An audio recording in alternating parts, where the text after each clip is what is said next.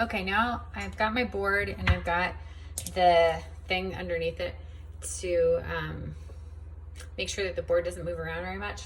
Taking out my dough, it deflates a little bit. I'm not sure if you can see this. Move the camera around a little. You can see the dough better. Okay, so it's not really sticking very much to my cutting board. If it did, then I would add some olive oil to it. Usually what I do is I get a really sharp knife and I cut it into 4 pieces. This, using a knife, like, makes it so you don't really break up the gluten strands too much, like, as opposed to pulling it.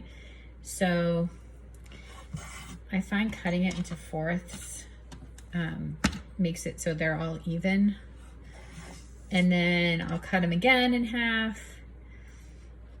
Really depends on how many challahs you like making. This makes 1 gigantic challah, or I usually like to make 3 small challahs because we don't really have a very big family, so we don't have a lot of leftovers.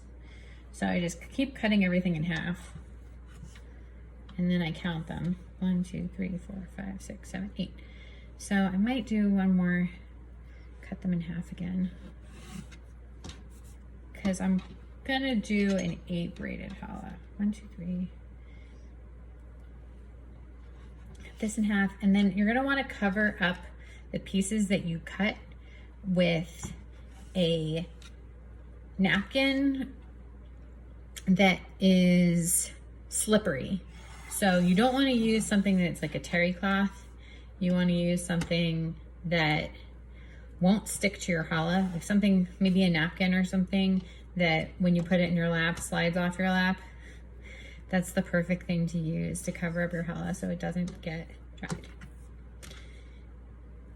Okay, so these are all now cut into little pieces. I'm going to cover up the ones that I'm not using. Get this pomegranate out of the picture. Okay, so what you're going to want to do now is you want to roll the challah out. So usually what I'll do, I'll just take one piece and I'll show you. There's a couple different ways to do it. You can just go like this in between your fingers. Oh, this is so good. And make like a little snake. Get out the bubbles, pop the bubbles as you're doing it.